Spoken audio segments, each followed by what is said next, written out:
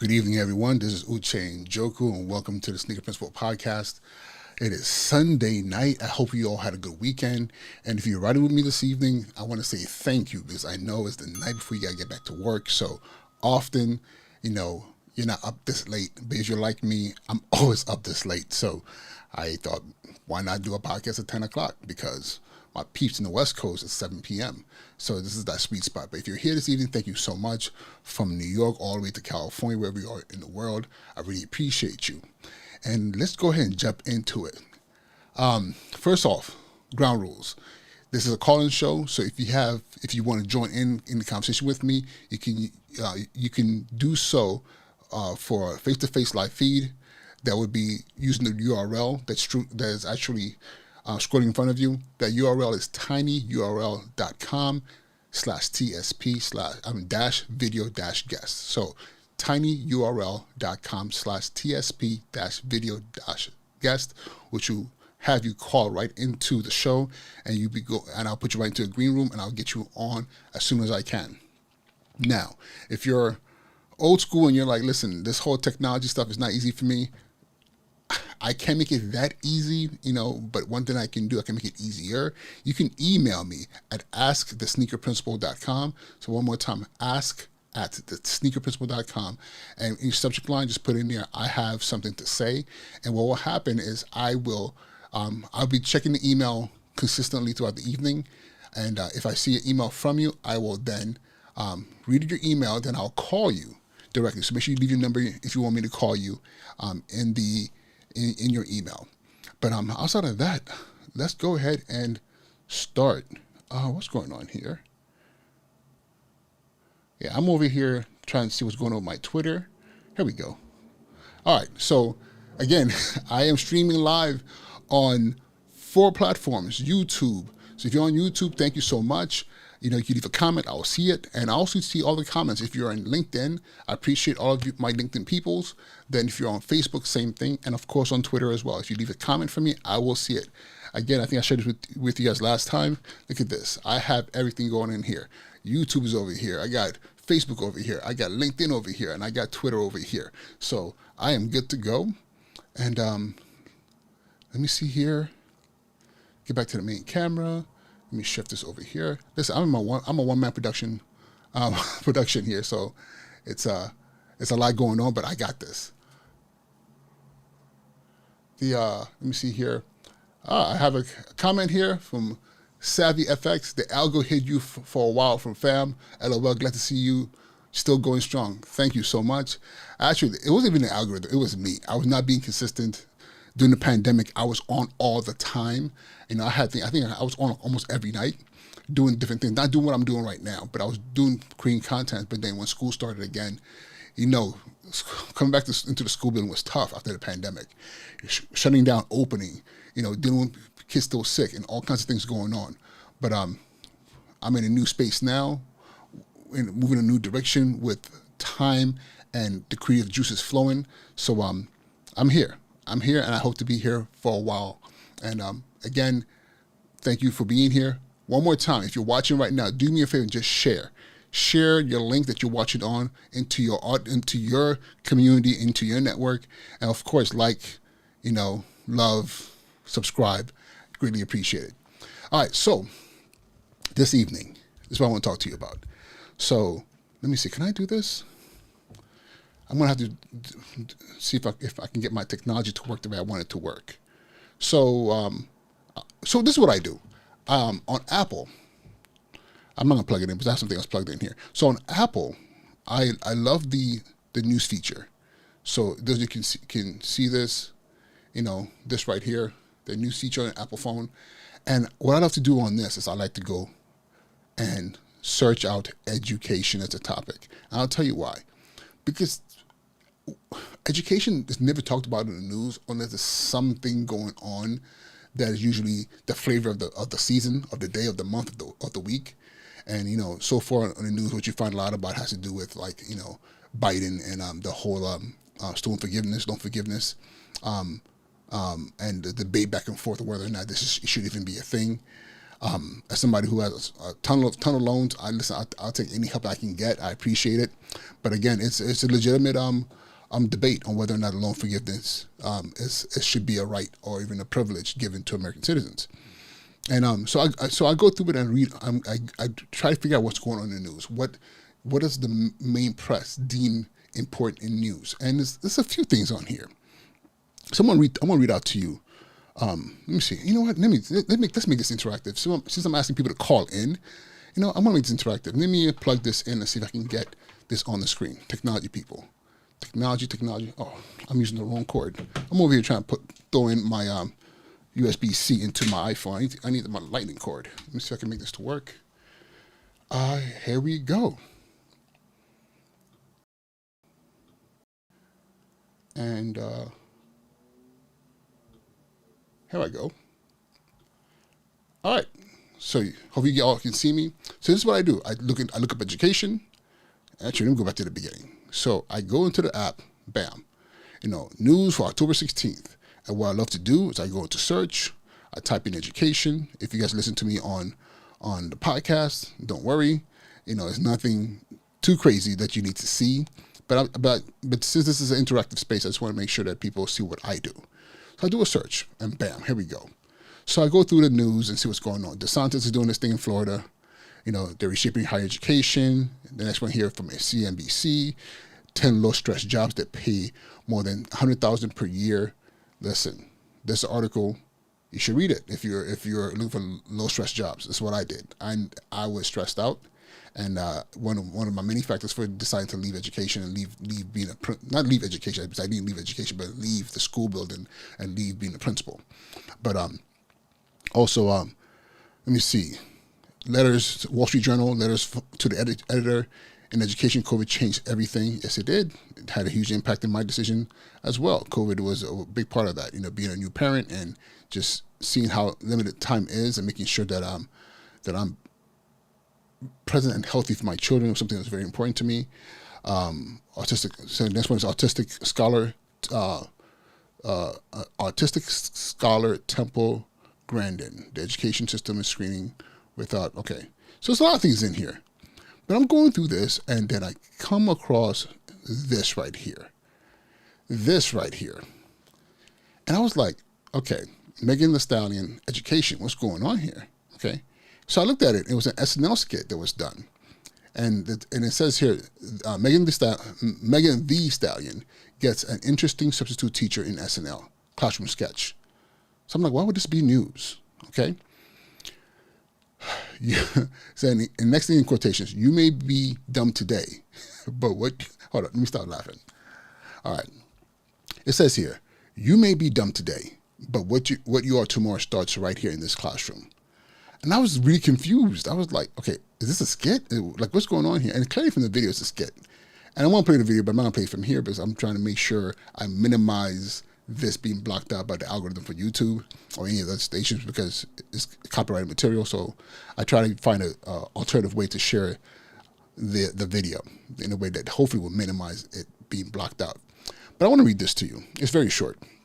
It's short enough that my dyslexic behind can get through it without stumbling every two words. And yes, I am dyslexic, was diagnosed and everything else, but I definitely wear it as a badge of honor because there's many people who are dyslexic who've done amazing things in the world. So hold on, let me get a sip of water here before I start my reading. I'm about to get James Earl Jones on y'all. Okay. By Chance Townsend, October 16th, 2022. In a parody of films like Dangerous Minds and Freedom Riders, Nwodim, I know y'all didn't think I was going to be able to pronounce that.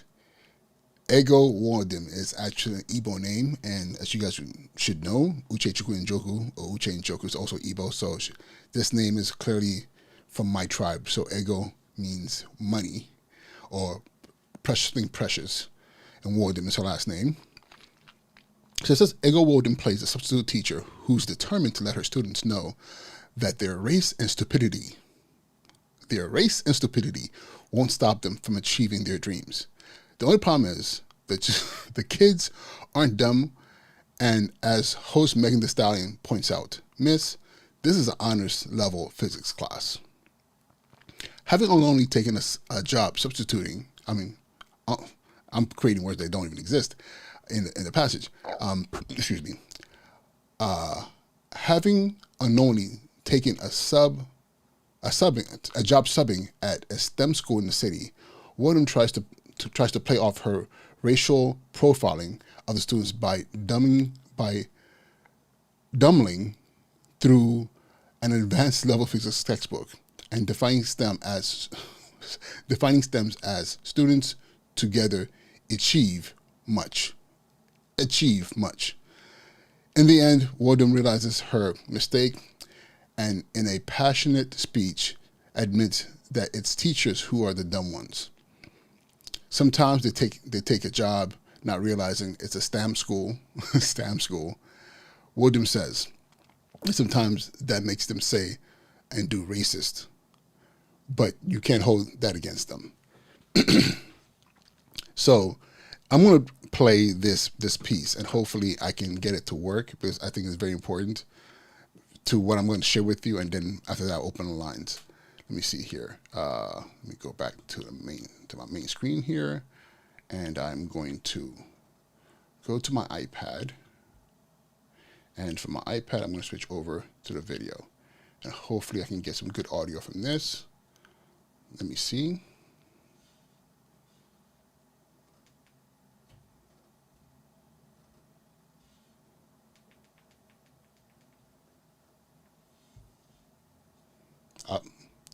Technical difficulties. I know what to do. Change that. Okay.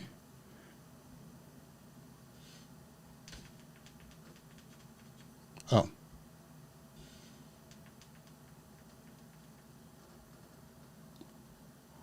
What's going on here? I don't have my audio. All right.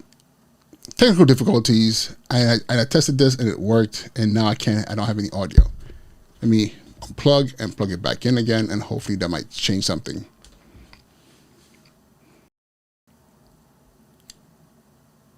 Okay, now the iPad appeared. Let me see if I play. Be your substitute teacher. Okay. Sometimes you gotta unplug things and plug them back in. So let me go back to the beginning. So this is what I did, because again, this might backfire. So if it does backfire, I do apologize. So the YouTube algorithm and a lot of the algorithm will pick up any copyrighted material, but I really wanted to show this to you. So what I've done here is I've taken a video, I have chopped it, I've compressed the screen, then I slowed down the video so the audio is slower. So this is not what they sound like. I slowed it down a little bit, so it's going to sound a little bit more bassier, but it's at a pace that you can still keep track with, because I want you to see the whole entire thing, because this is the basis of my questioning to this evening for our conversation. So let's go ahead and play.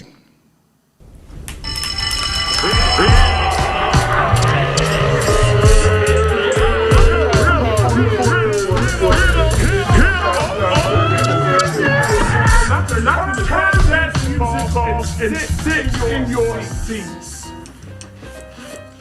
My name is Ms. Fink.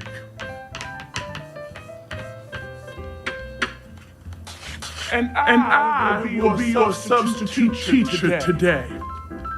Now I don't know what your regular teacher does during this class, but I am here to instruct.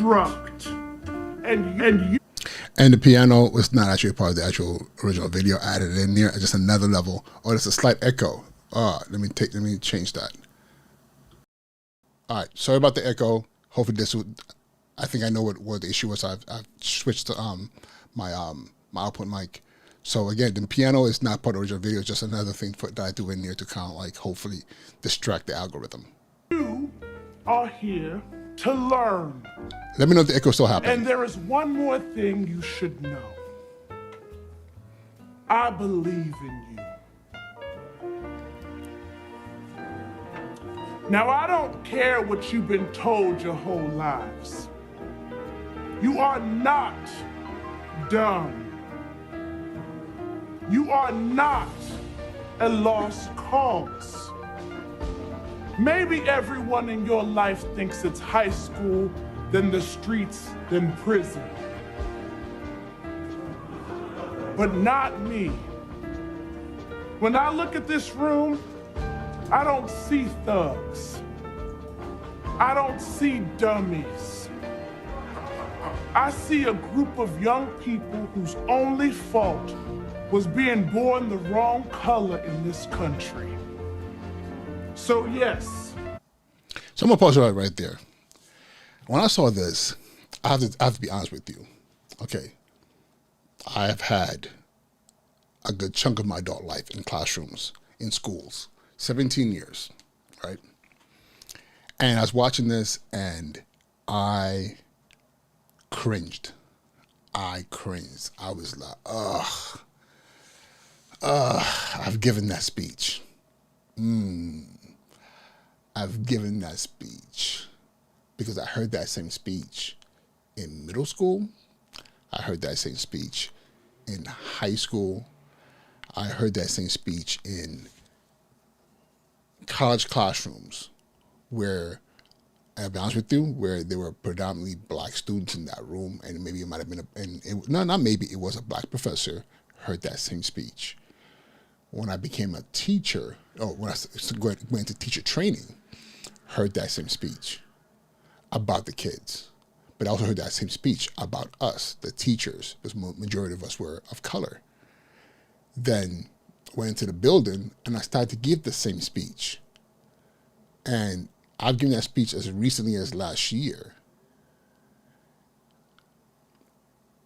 And today was the first time that I was like, watching this video was the first time I was like, wait up. I've been perpetuating something and not even realizing it. You know?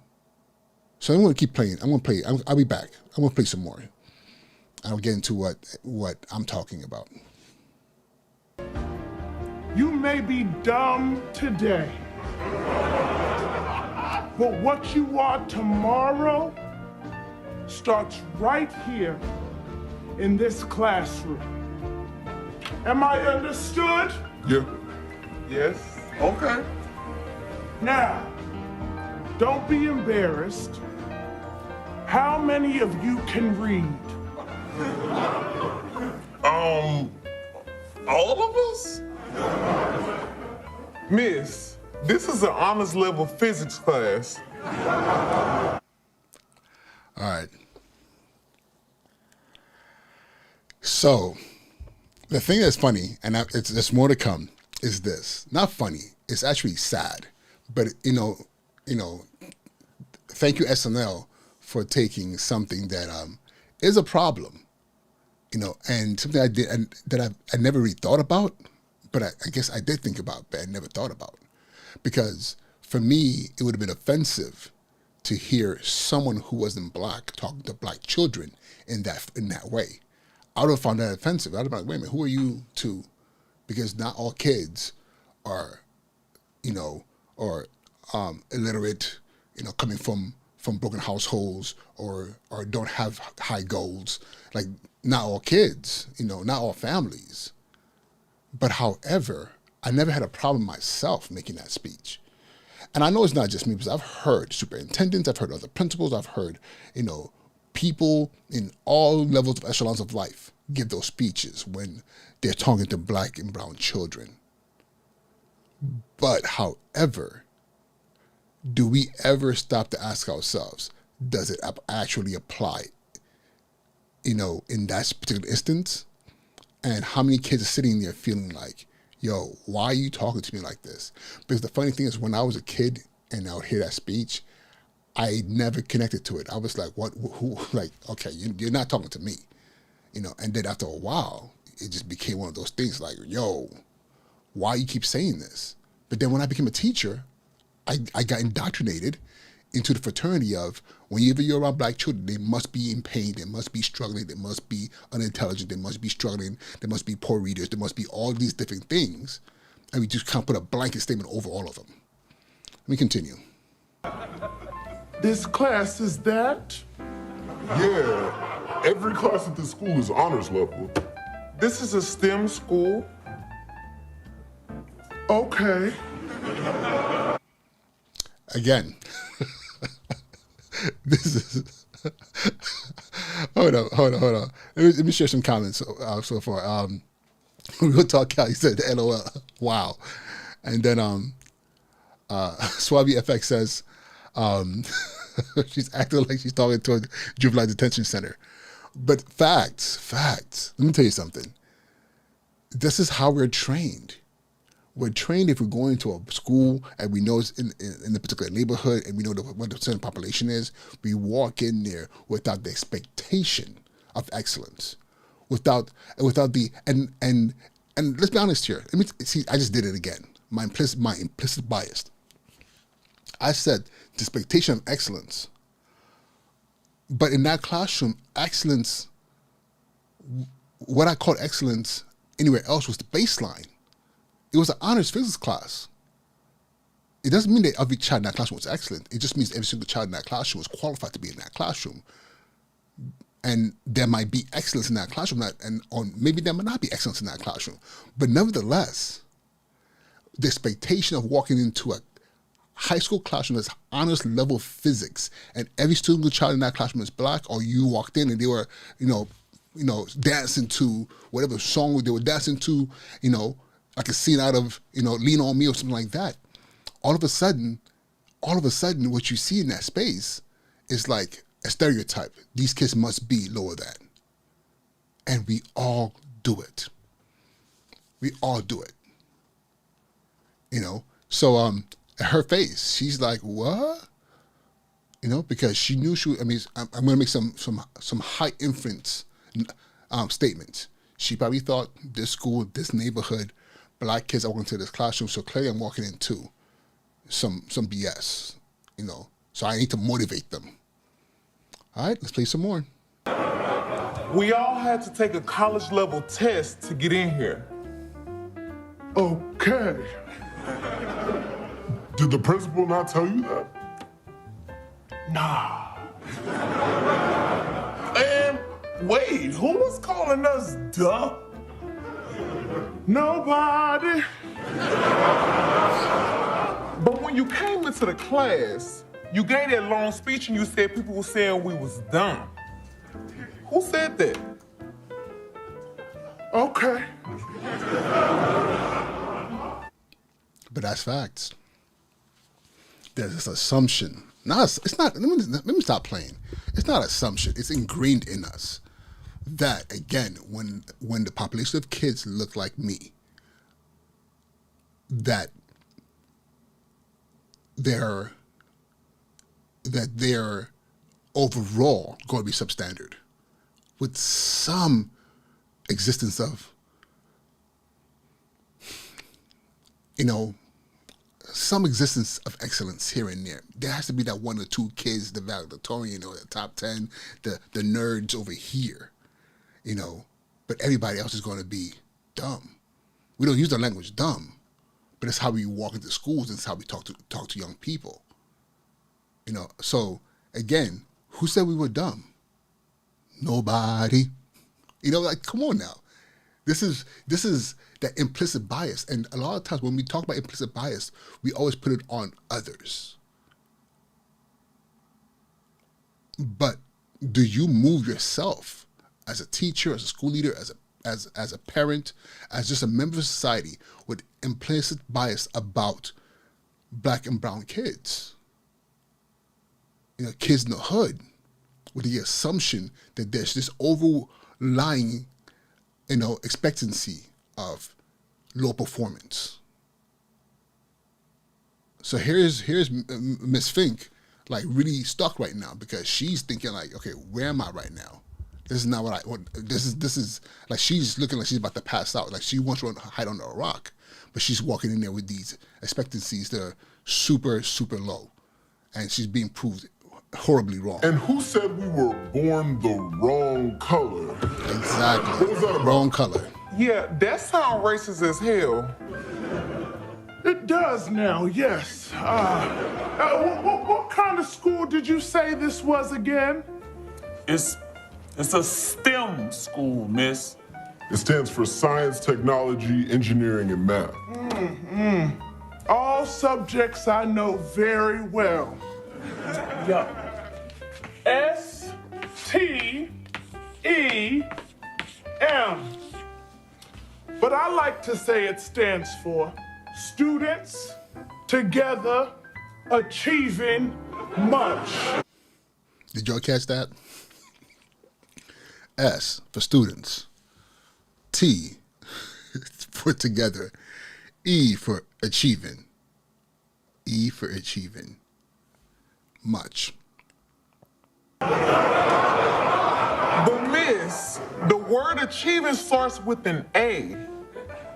Exactly. Did we all hear that? Let's all try to be more like La Quantisha. My name is Amy. Quiet unless called on. Now, let's begin the lesson. Where did we leave off in the text? Chapter 237, particle behavior and wave mechanics. Big old book.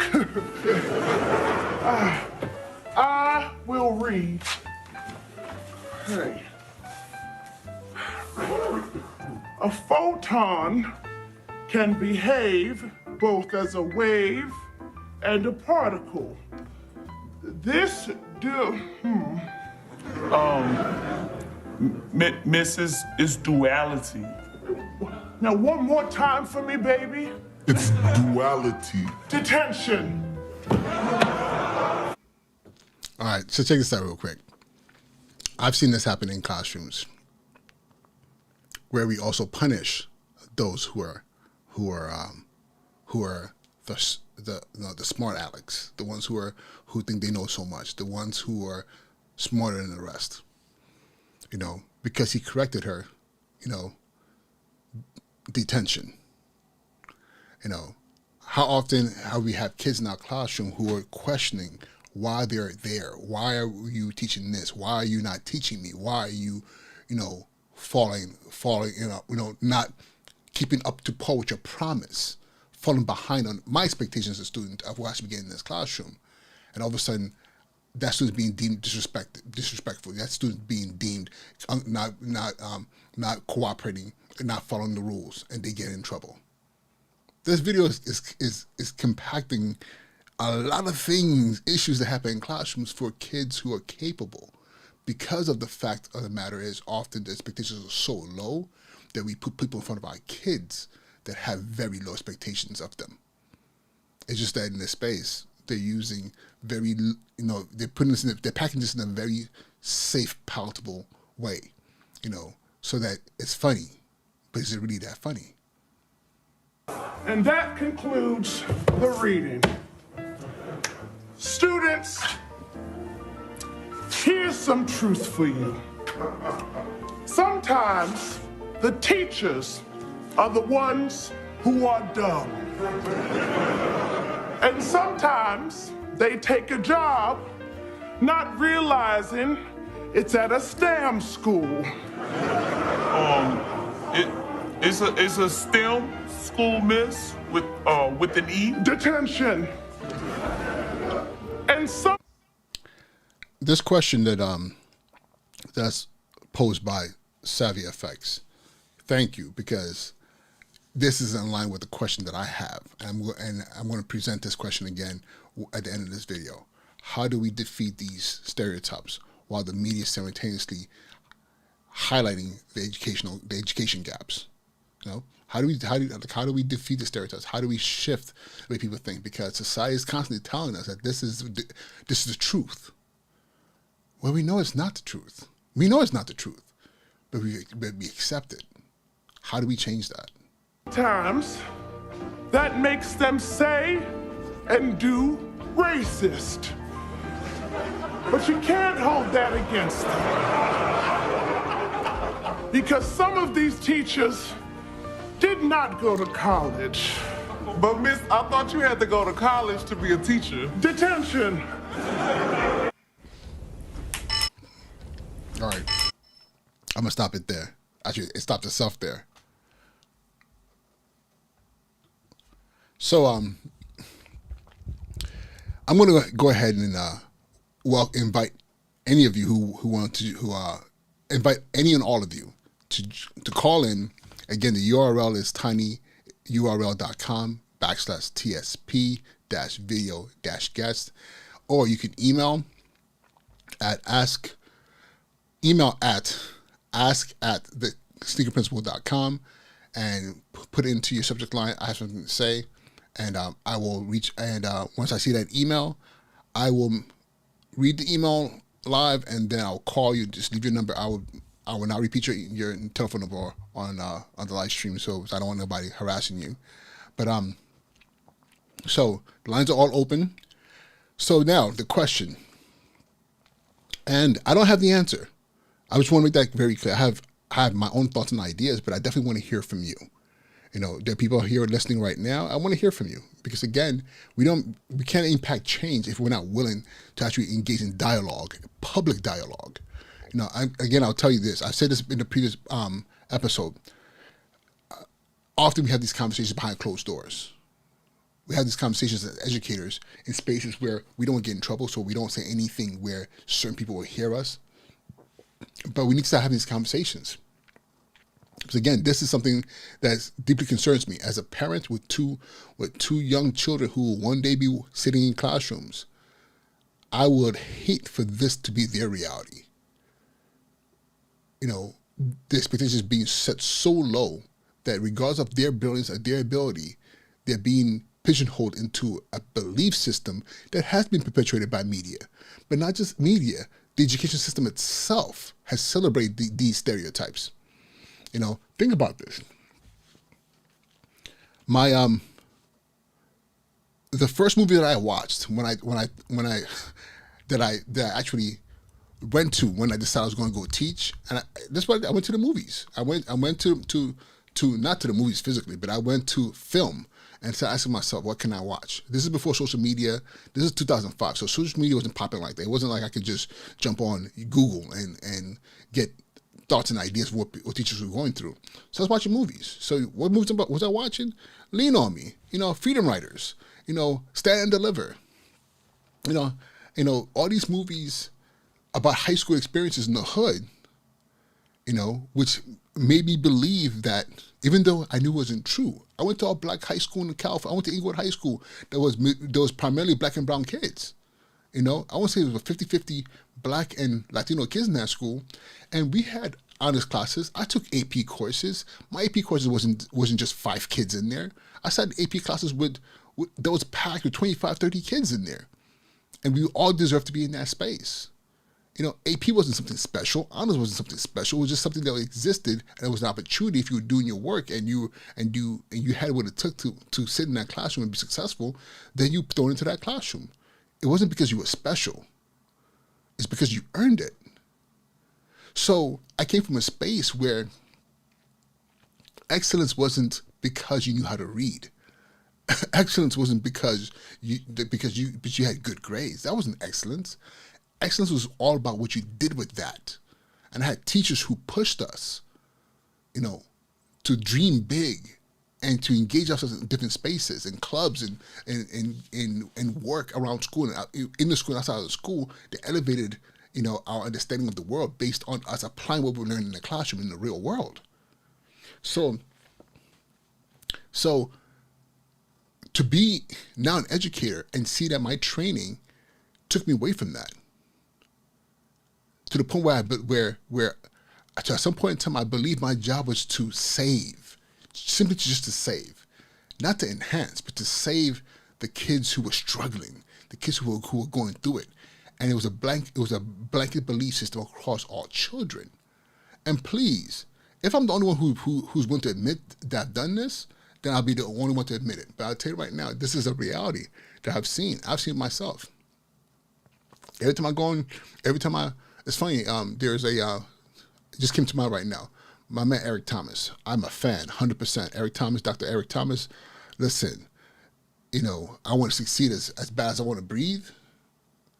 Like, that's a very powerful speech that he gave.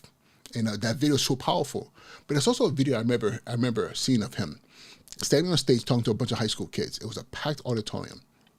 Somebody was, I guess somebody was acting up, so he had to check that behavior. But then he started talking about y'all, about how y'all behaving, and when I come in here for y'all. And I asked myself, how many kids in that classroom are in AP classes? How many kids in that classroom have above a 3.0 GPA, 3.5 GPA? How many kids in that, not classroom, but in the auditorium, are functioning at a high level? But again, based on the color of your skin, the projection is that, we have to move gingerly and expect that what's in that space of children in those school buildings, is always going to be of subpar standard and in need of saving. I've always believed what you see in the world, what you believe, what you put out there is what you're going to get back. And we've put out there for so long that our kids are just not performing to the point that it has become a self-fulfilling prophecy. And again, Savvy FX, you're right. Media's not helping. Media's not helping at all. But please, if you're watching, call in, shoot me an email, let's talk, because I want to hear your perspective on things. And if you're a return caller, you called before, please call back. It's cool. Listen, this is a safe space. If this is where you want to come, 3 times a week, Sunday night at 10 p.m. to get stuff off your chest, please call in. If you don't call in, that's cool as well. But again, I want you to at minimum be thinking about this. What is it that you've done in your career, in your spaces, to perpetuate this? But then what do we need to do to reverse it? How do we change this? Because again, as I watched that video, I started thinking about all the kids that I thought to myself, like,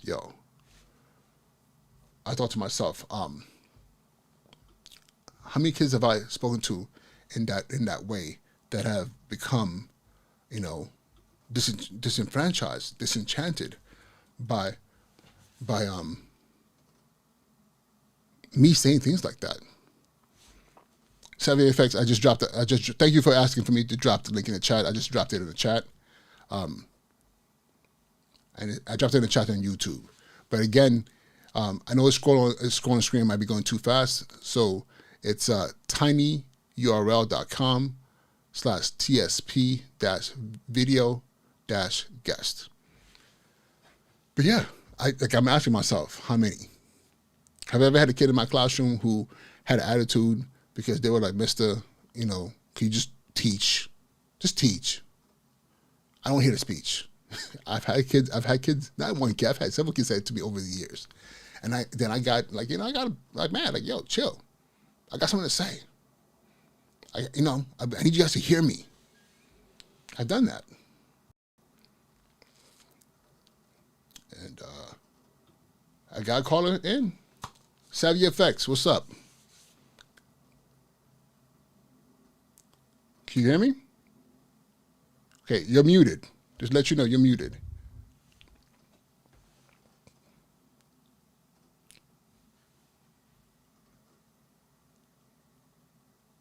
So I don't know if you can hear me. You're muted. So if you're speaking, I can't hear you.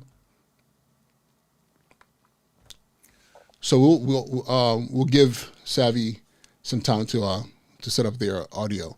But again, I wonder how many kids I've sat in classrooms or I've sat in auditoriums as a principal, or I've gone invited to other schools to talk to kids, especially young men. I've been invited to talk to young men at other schools other than mine, because I was told, like, hey, you're very motivational. We want our kids to hear from you. And I get there and I give them that speech. And I'm like, wow. It's a good chance I literally shut down somebody by putting out there that I automatically believe that they were not performing or living up to the par with their ability. And that's not cool. That's not good. We got to change that. We have to change that. Let's see here. So yeah, so Savvy, yeah, you hung up. So you can call back in. Again, it was just your audio. It said that you had muted yourself. So if you do call back in, just make sure that your device is not muted. Sometimes the devices do that, and these days it's automatically mute until and you have to unmute yourself. So again, please tell me, what are your thoughts? What are your thoughts on this? You know, do you feel like I'm just like I'm stretching? You know, I'm stretching, like the kids would say, you know, you're dragging it. Am I dragging it right now, or is this a real thing? And you have to unmute yourself. Hey, Aislinn, how you doing? Go ahead and turn the volume down. I can hit, Yeah, turn the volume down. sorry. How are you doing this evening? And Hi, Mr. Njoku. How are how are you you? doing? I'm good. I wanted to say one thing before we start. Shout out to everyone who's watching. Please watch Mr. Njoku on whatever platform he's on. The second thing, shout out to Becca family. Whoever is watching or is not watching, please watch. Support him because he's the best. So I would like to say about this is that when you were talking about, you talking and giving your speeches always about this. I have seen that because I was a Becca student once. So when it came to you giving the speeches, not even just about what you just said, but just about inspiration. That was what always helped me every day, just to get an education, just to have something to push towards or to work towards, and I feel like, especially today and age, it's a lack of that, because how can they get that from someone when they don't even have it themselves, you know? Because they might be going through a situation where they don't have a parent in the house, or their parents are in jail, or their parents are getting deported, like things like that, just their situations they're going through. They might not even have that inspiration in their own home. And sometimes they don't know what to do. Like, they don't know how to get that inspiration. They don't know how to ask for help, because I'm sad to say this, but today and age, like, people are so concerned about what other people think than just not caring and just to keep going just for you, you know, or see the great things in their lives, and just to get that education. I think, how you were talking about seeing the movies, like, for example, freedom riders and all this stuff. That's also lacking on television too, is the lack of um, inspiration on television. Like, when I was a kid, like, I watched all these shows, like Even Stevens, like Boy Meets World, Dawson's Creek, because it really showed the lifestyle of what school was like for them and what they were going through. It could either be peer pressure, social media, bullying, and they don't show that. They don't show that as much in the media that much anymore, or they don't Let focus me let on me ask you a as question. Like the examples you just gave, like Dawson's Creek, Boy Meets World, these are schools that primarily show the white world, white communities, not necessarily, the reality that. And again, I'm trying to really check my implicit bias, because not every black and brown person lives in the hood. yeah, And if they do live in the hood, not every single black and brown person who lives in the hood is necessarily struggling per se, or maybe might not have resources. That's a stereotype that if you live in this community, if you're part of this community, that's what your reality is. But my question to you is, like, the shows that you mentioned, there's also shows that kind of like leaned on the minority side of things, like when you talked about, like well, Steve Urkel, like that show, for example. I don't remember. I don't know why I can't remember the name of the show. Or yeah. like when you saw Fresh Prince of Bel Air, you saw families that were, they were still of color, but not in those spaces. But the Yeah. thing is, when we talk to kids in the schools, and again, yes, I did do a lot of. I'm a big believer in inspiration. So I did show a lot of TED Talks, you guys, and try to get you guys to think outside of the world. But then I'm thinking about those moments when I would start to say, you know what, you guys need to do this, and you guys need to focus better and everything else. But at the same time, your cohort of classmates from the class you graduated with in 2013 was a very strong class. Yeah. You were taking, honors level classes, and all your teachers were like excellent teachers. So it wasn't like Becca was like a school where I could say, oh my, I mean, you guys were taking college courses. Yeah, you guys were literally taking college classes. Some of you guys graduate with at least a semester, 2 semesters worth of college credits. And I benefited that a lot. I mean, Yeah.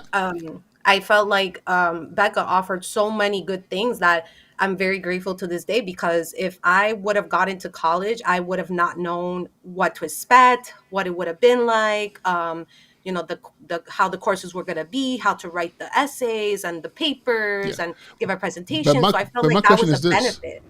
But my question is this: what did I do too much in focusing so much on the lack and negatives versus really praising the work you guys were doing? Because I feel like I didn't do enough of that.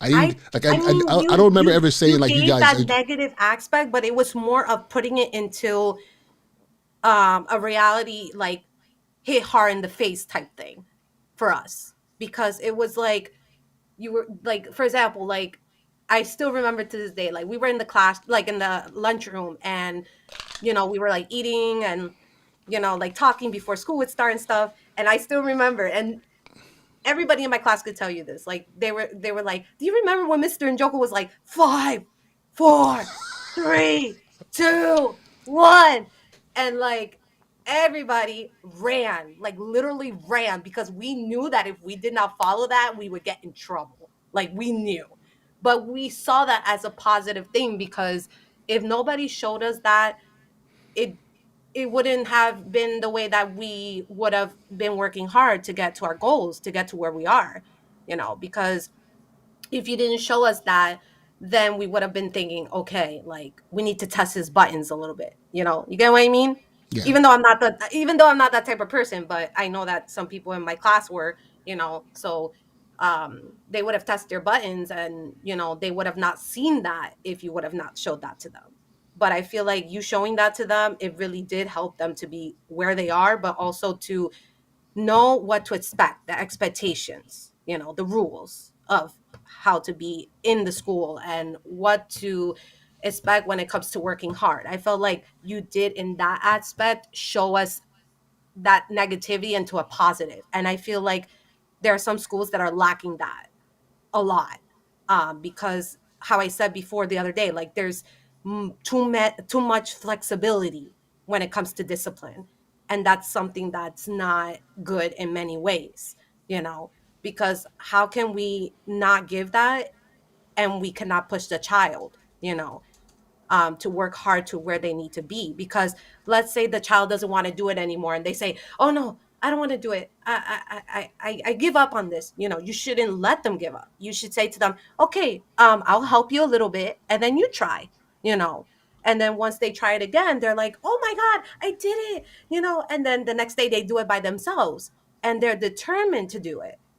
They get more determined to meet their goals. It could be either like in talking, or it could be in writing, it could be in reading, and that's what I do for my students. Like ever since I started teaching, I've been doing that, and I see that it's been a success, and Can I you see give me an how example? they can progress in 1 month. Hey, Aislinn, like their I was going to goals ask you that, because I know you work with lower age kids, so like early childhood. How do you motivate them? How do you talk to them? How do you get a 4, 5, 6-year-old motivated?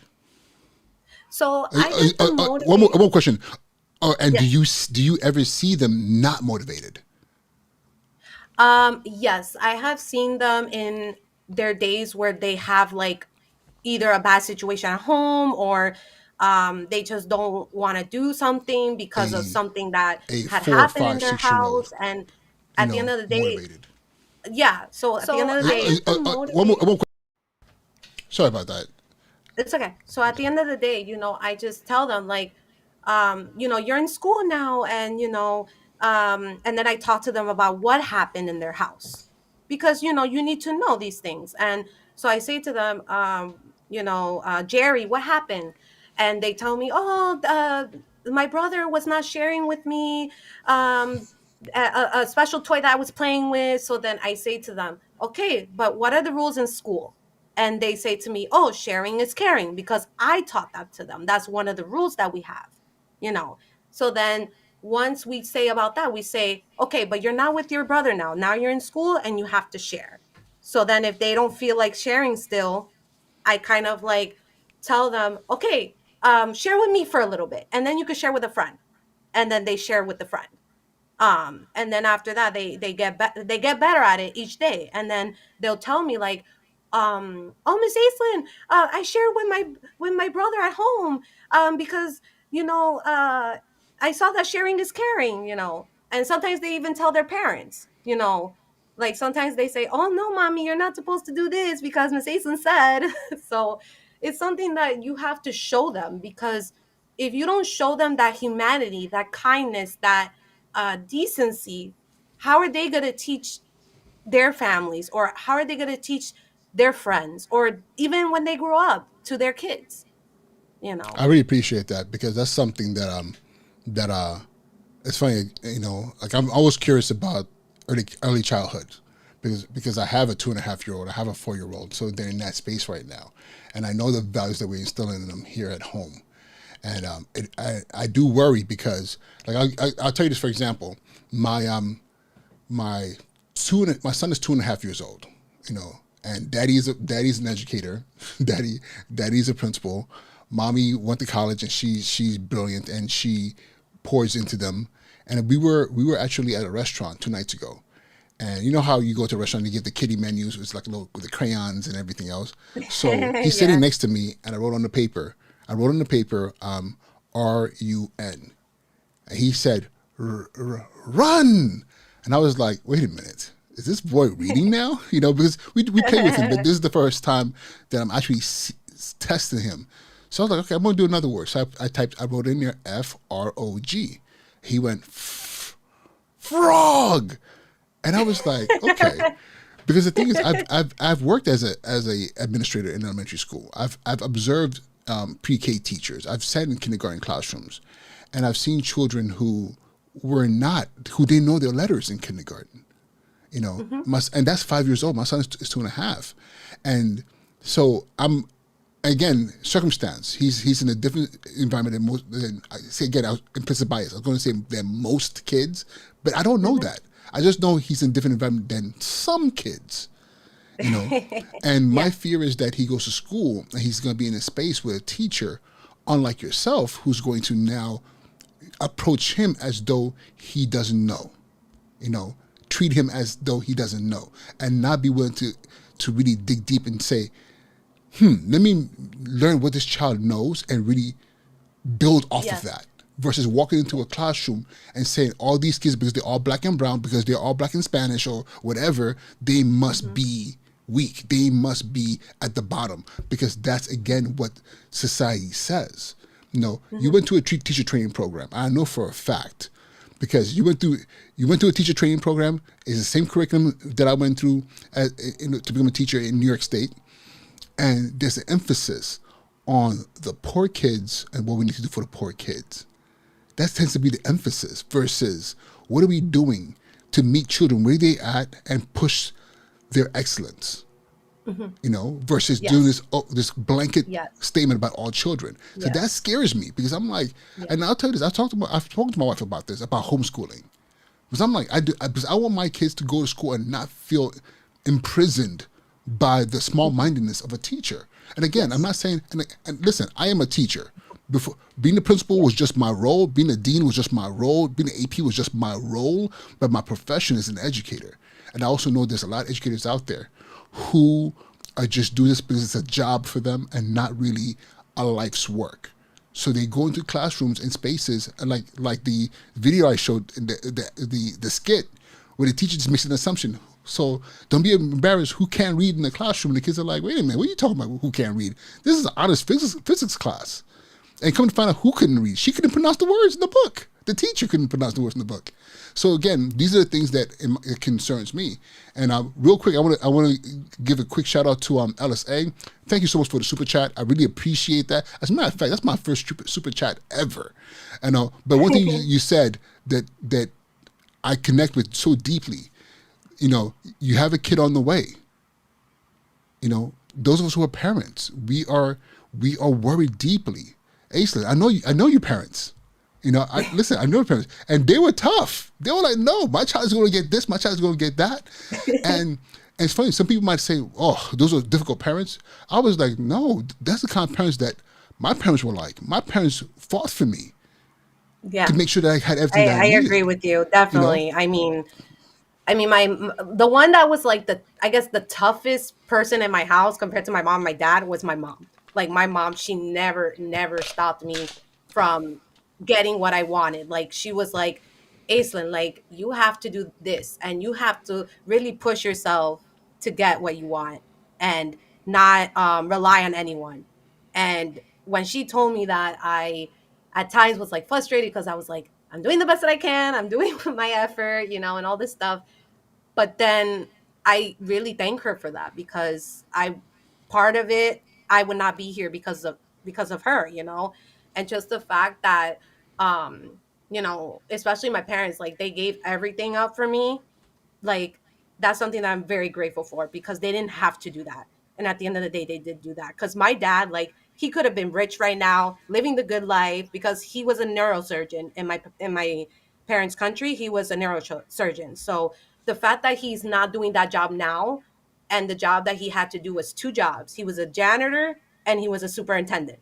So imagine to have two jobs to provide for your child. And I'm very grateful for what he did for me because it shows me that I have a role model to look up to. Honestly, like he was my role model growing up, to do anything that I wanted when it came to my dreams. Um, and my grandfather taught me this phrase that really helped me also growing up. It goes like this. I know it may be harsh, but it's really inspirational.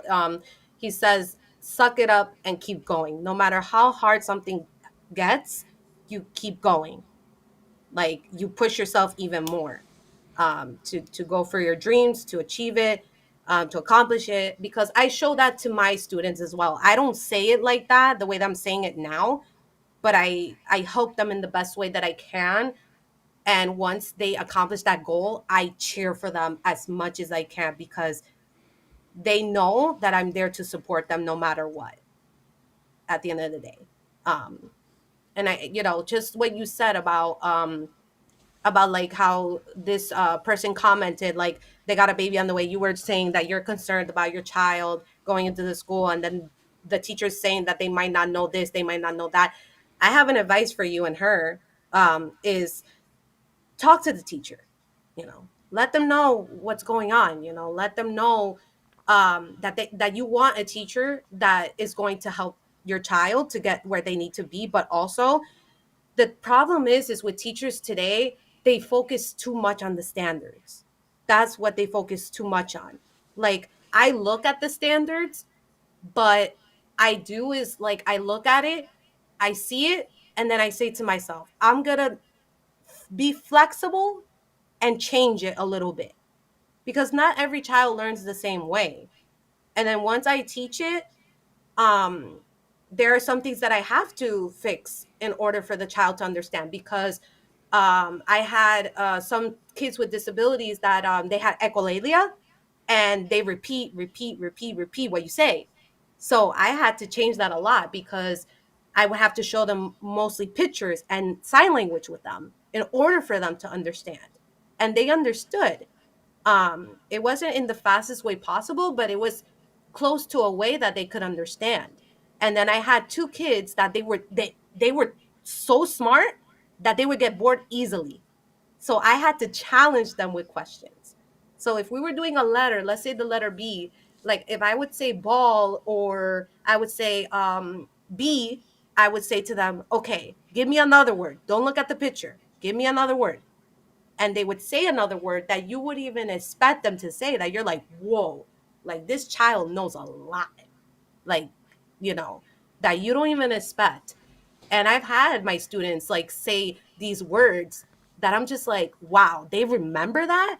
Like I used to give them worksheets, like because I do worksheets from the middle of the year into the end of the year to review what they know, what they don't know. And then one of my students said like 2 words from the worksheet that I gave of the letter, and I was like, I was blown away. I was like, wow, this kid has a good like memory to even say that. So it's like that's what I would tell you, just to, make sure that your teacher understands what you're going through, but also understands how to help your child. Because if they're not there to help you, why are they even teachers at all? Honestly, That's a great point. That's a good point. Aislinn, thank you so much. you're Again, I welcome. truly appreciate you calling in and keep doing so. I'm so I proud will of you. I'm definitely. so You're proud of you're you. my number one supporter. You know that already. Yes, I'm so proud of you because again, for those of you who are watching, Aislinn, I met her in the ninth when we enrolled at Bronx Early College Academy in the ninth grade, and all these years later, she's now a teacher. So, just to see, the seeds that were planted in her by not just by me, but all the teachers and all the people in that community, and especially her parents, and here she is today. So, Aislinn, thank you so much. I'm coming down to the end of the hour. So I'm going to do a closing monologue, and so that everybody can get to bed and be refreshed for tomorrow morning. So Aislinn, see you soon. Be well. Have a Yes. great night. Okay. Say hi to the family for me. I will. I will. So Aislinn said something very, very powerful. I guess as she's speaking, I'm reflecting on the question from Ellis A. And you have a kid on the way, so you got some time. But it's one of the things I think is very, very important. I'm a big believer in legacy and setting things up for the future of your legacy. And our children are our legacy. People think, okay, if I make $1 million and I build a building or start a company, that's my legacy. No, your children are your legacy. Because the building will not continue to tell the story of you. Because the building will eventually crumble and can be bought out, names can be changed. But your child, has the potential to keep pushing that family name into the future. But there are gatekeepers that exist, and these gatekeepers are teachers, unless you choose to teach your own child. So what Aislinn said about making sure, and anyone who's listening right now who's a parent, if you're not talking to your teachers and know who's in the classroom teaching your child, you're messing up. If you don't know who your principal is and who's in charge of the building your child's in, you're messing up. Because a lot of times, the teachers and the adults in the building are the ones who are really, and the other adults in the administration are the ones who are really setting the tone of your child's development. Yes, I did say in the show that I did a lot. I regret a lot of my speeches and the way I framed things. But one thing that I can also say is that I was relentless in my pushing of my students to be excellent. That graduating class that from 2013 had kids going to some of the best colleges in the country. Again, kids who were not expected by society to be successful. Kids from the South Bronx are not supposed to be successful. And in my mind, they weren't successful. They just did what they were supposed to do. Understanding that success is what they did with what they learned there into their future. And now these young people are now in their late 20s and have families and careers and things of that nature. And I'm proud to say, and I'm going to keep saying this until it gets old, that my last school that I just left this past school year, 100% of our seniors, of the graduating seniors, 100% of the kids who walked that stage and got the high school diploma, got into an institution into a post-secondary school institution, whether it was a college, a university, a trade school. They all got into a program that would allow them to continue their learning beyond high school.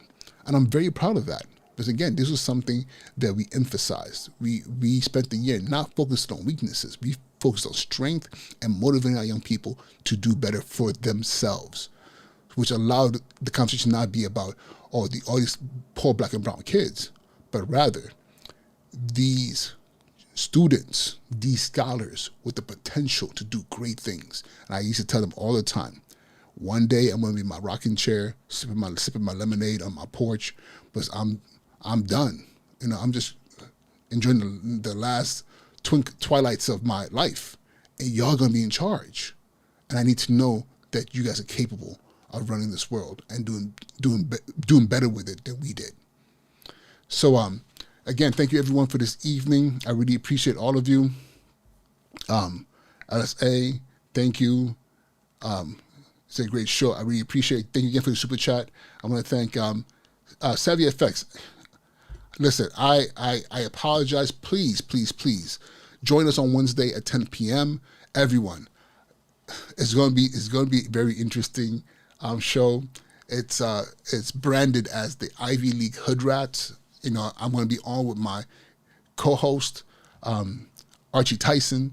We both are graduates of Columbia University. Exactly. This is why it's being dubbed the Ivy Hood Rats, because again, we're hood. You know, we've been told because of where we come from and how we came up that we're nothing better than just hood rats, right? But we got Columbia degrees. We have multiple degrees. My man's doing his doctorates. You know, we've had phenomenal careers.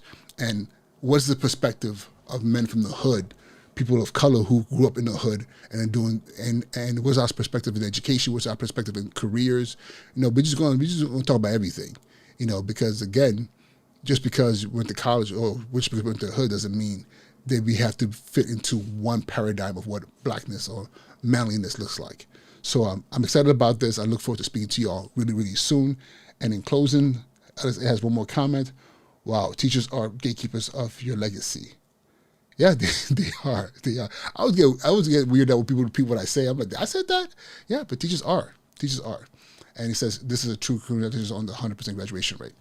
Now, listen, I'm proud of that number, but I also want to thank my APs, my teachers, Mr. Rankin, who was the college advisor, who in his first year as college advisor, I took him out of the classroom. He was a social studies teacher, one of my best teachers. I made my college advisor, and that's what he did in 1 year. Have faith in your team. Have faith in the vision, and make sure that no one tells you that you can't do what you're supposed to do or what you want to do. That's what we did. That's what I've done all my career. All right, y'all. Let me stop talking. It is 11:08. Have an amazing night. Get some rest, y'all. Take care of yourself. Breathe. Hug your children. Hug your loved ones. Call mama. Tell mama I love you. Do all those things, you know, and just be in a good space. All right. Always be mindful. Have a good night. Be well. I'll talk to y'all soon. All right. Peace. And don't forget to like, subscribe, share this content, and I'm done talking. All right. Be well.